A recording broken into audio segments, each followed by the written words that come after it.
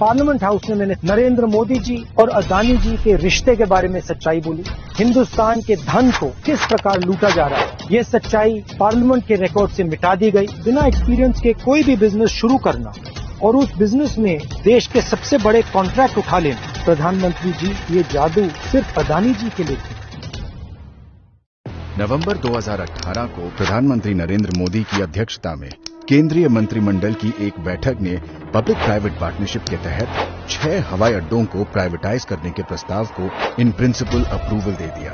फरवरी 2019 में सरकार के नजदीकी अडानी समूह को पीपीपी मॉडल के तहत लखनऊ, तिरुवनंतपुरम, जयपुर, अहमदाबाद, मैंगलोर और गुवाहाटी में 6 हवाई अड्डों के विकास, संचालन और रखरखाव का कॉन्ट्रैक्ट मिल गया। ये खबर ध्यान देने वाली इसलिए है क्योंकि अडानी समूह के पास हवाई अड्डों के संचालन या प्रबंधन का कोई पिछला अनुभव था ही नहीं। ये कहानी मित्र काल के कब्जे राज की है।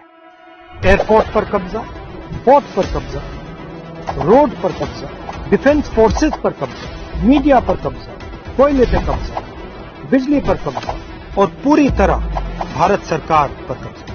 पार्लियामेंट हाउस में मैंने सच्चाई बोली। नरेंद्र मोदी जी और अदानी जी के रिश्ते के बारे में सच्चाई बोली। हिंदुस्तान के धन को किस प्रकार लूटा जा रहा है, उसके बारे में सबूत देकर मैंने सच्चाई, ये सच्चाई पार्लियामेंट के रिकॉर्ड से मिटा दी गई। मेरे रिमार्क्स एक्सपंज कर दिए गए। ये देखिए रिश्ता। माने प्लीज पोस्टर नहीं, वो फोटो है सर, वो पोस्टर नहीं। इसके बारे में मीडिया में कुछ नहीं आया, मीडिया ने कुछ नहीं बोला और जो सवाल मैंने प्रधानमंत्री जी से पूछे, सबूत देकर पूछे, उनका जवाब नरेंद्र मोदी जी ने नहीं दिया। एयरपोर्ट उद्योग इस देश का सनराइज इंडस्ट्री है। हमारी राष्ट्रीय सुरक्षा की दृष्टि से एक बहुत ही महत्वपूर्ण उद्योग है। देश के हवाई अड्डों पर नियंत्रण का अर्थ है देश के संसाधनों के एक बड़े हिस्से पर नियंत्रण। ये है एयरपोर्ट्स का अदानी द्वारा असली कब्जा।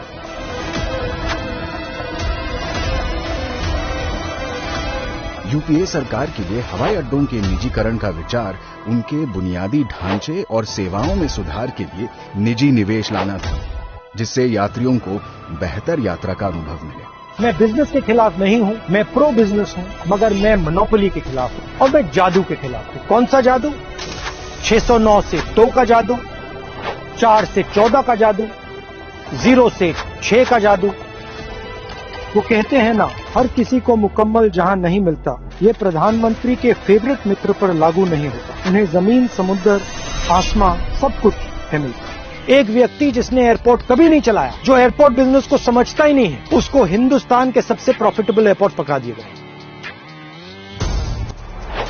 सरकार झुक गई और अडानी समूह के पक्ष में नियम बदल दिए गए। कॉन्ट्रैक्ट के लिए बोली लगाने से पहले और बोली लगाने के बाद हवाई अड्डा क्षेत्र में पूर्व अनुभव की आवश्यकता को खत्म कर दिया गया।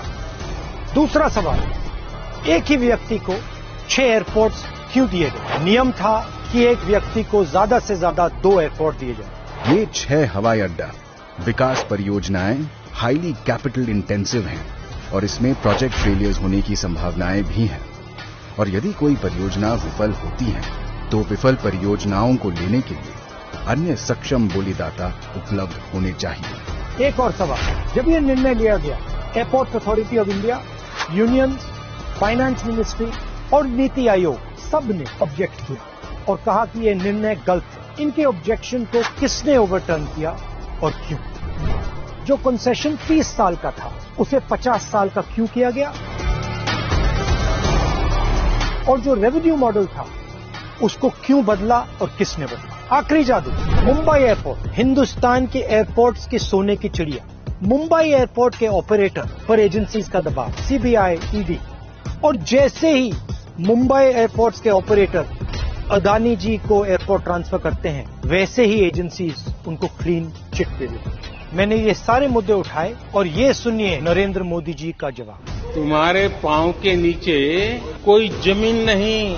कमाल ये है कि फिर भी तुम्हें यकीन नहीं। प्रधानमंत्री जी ने शायद दुष्यंत जी कि कविता की अगली 2 पंक्तियां नहीं पढ़ी। मैं बेपनाह अंधेरों को सुबह कैसे कहूं, मैं इन नजारों का अंधा तमाशबीन नहीं। सच्चाई बोलना, सच्चाई का सामना करना हमारे देश की हिस्ट्री, हमारे देश का इतिहास है।